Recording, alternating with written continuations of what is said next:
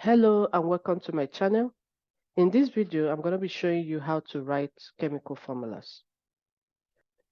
Before we go ahead and talk about how to write chemical formula, there's one important thing you need to know, and that is how to tell the charges on element or polyatomic ions. Now, in the periodic table, we have group 1 to about 8. Okay, these are the main groups. We have the other ones, the transition metal.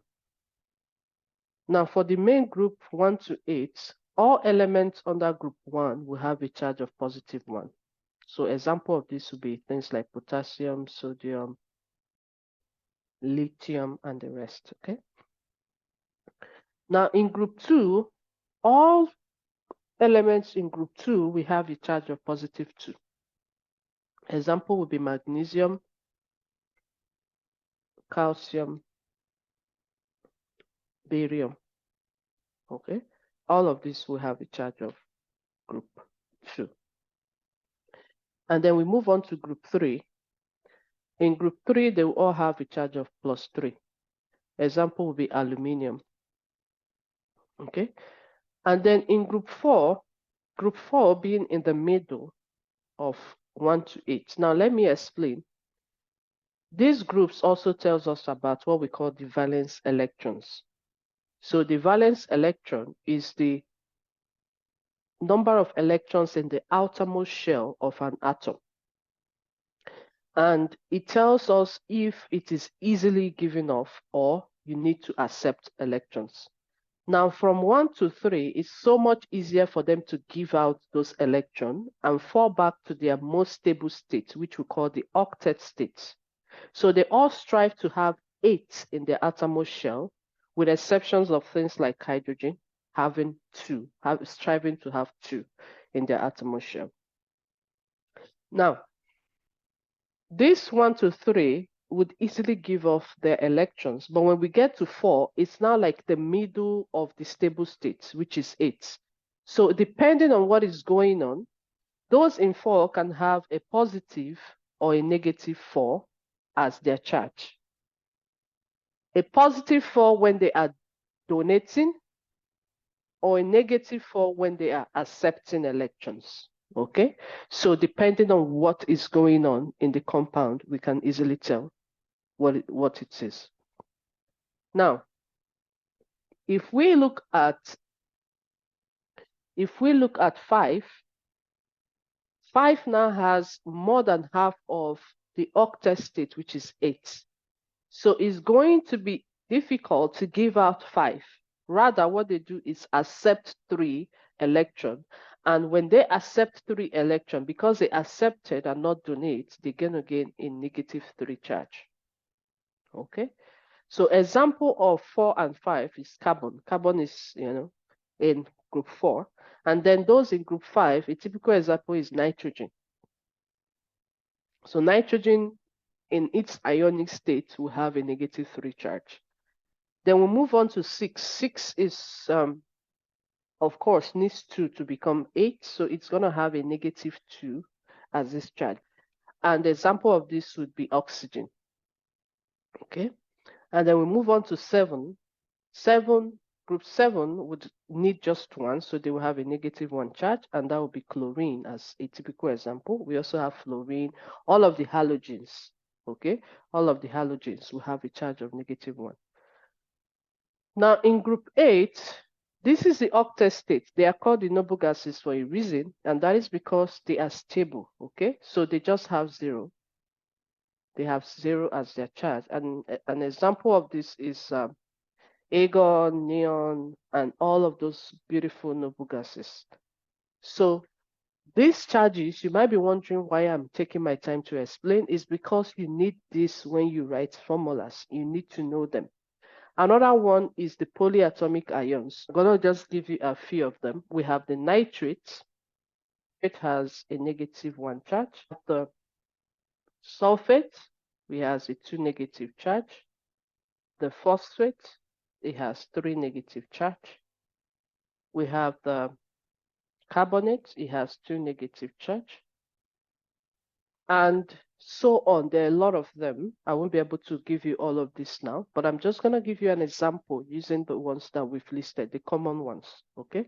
We also have the NH for ammonium that has a positive one charge. Now, let's look at where all of these things becomes important. So you're given the name magnesium nitride, and you're asked to write the chemical formula. So start with magnesium. Magnesium is Mg, and then check in the periodic table, where does magnesium belong to? Magnesium in the periodic table is under group 2, which means that this would have a 2+ charge. Then you go on to nitrogen. Nitrogen is nitride. So whenever you see the IDE ending,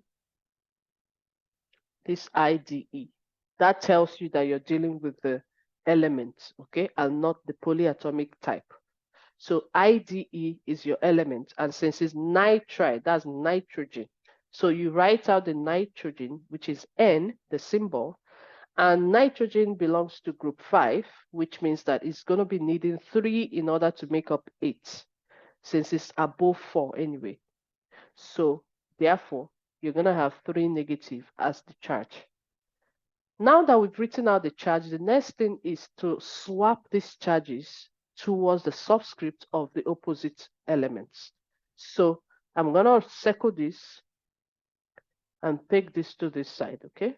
So you swap the charge, put it there.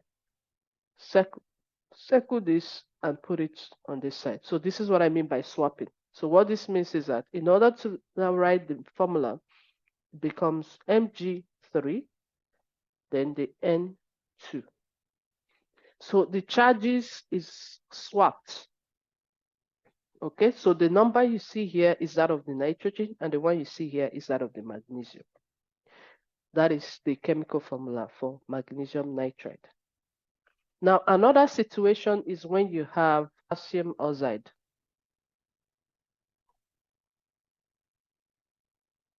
Okay, calcium oxide. Now start with calcium, which is Ca. Check where it belongs in the periodic table, and since it's in group 2, it's going to have a 2+ charge.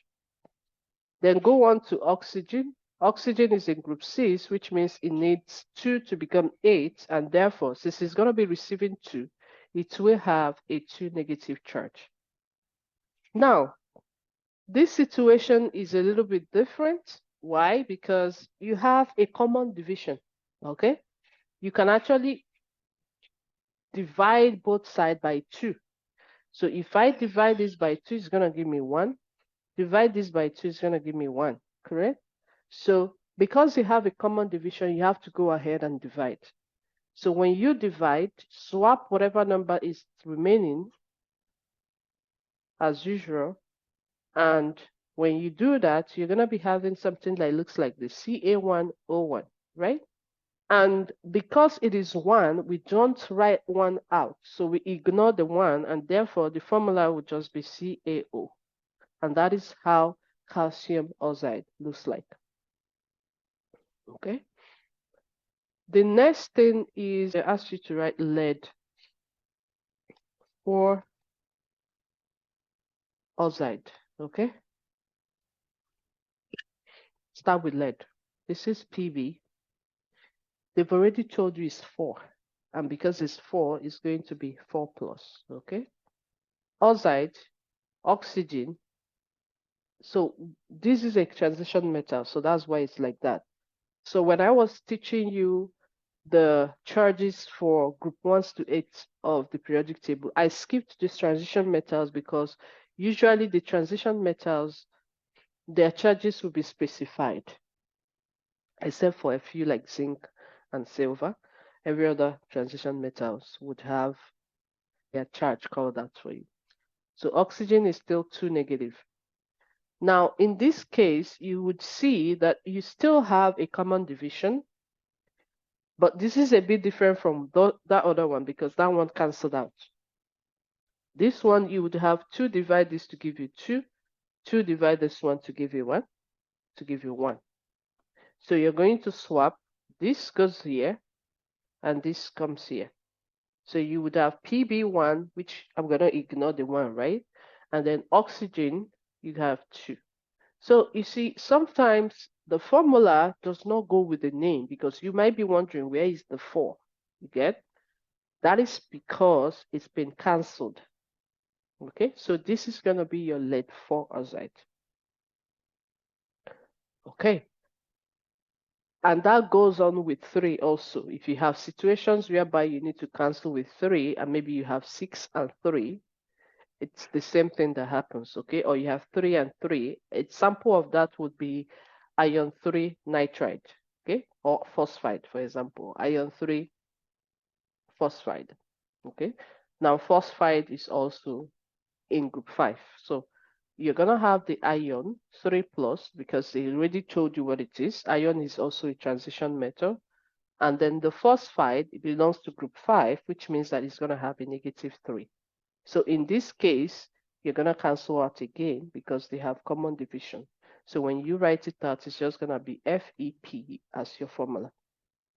You don't have to see the 3 all the time. It just tells you a story. It tells you that something must have cancelled out. So that is what you have as the chemical formula.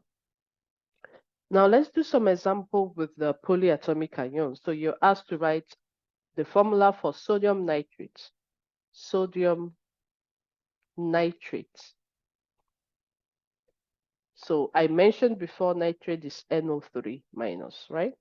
So you start with your sodium, and sodium is a group 1 element, which means it belongs to group, it has a charge of +1. And nitrate we have already here. So we have this as nitrate, it has 1 charge also. So since both of them are 1, 1, just gonna combine them and write that this is gonna be your sodium nitrate. Again, you're asked to write, so for example, you're asked to write calcium phosphate. Calcium phosphate. Okay, now see the difference. The time we talked about nitrogen, the one that was nitrogen alone, it was nitride. This is 8, okay? That's what tells you you're dealing with polyatomic ion. And this is also 8, okay? It's not IDE. If it's IDE, then you know you're dealing with just phosphorus. All right, so for this one, we have calcium with a 2 plus because calcium belongs to group 2 of the periodic table. And then you have the phosphate, which is going to be PO4, then 3 minus. For this one, of course, we swap again. This goes here and this goes here. Now you would note that this number swaps for the whole of the polyatomic ion. So that is the reason why when you write it, you have to open up a parenthesis, put the polyatomic ion inside, and then put your 2 outside. Very important, okay? Because the 2 affects everything in here.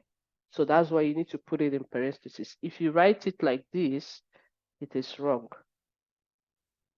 It's going to look like you're writing 42. Okay, so the reason why you need to put it in brackets.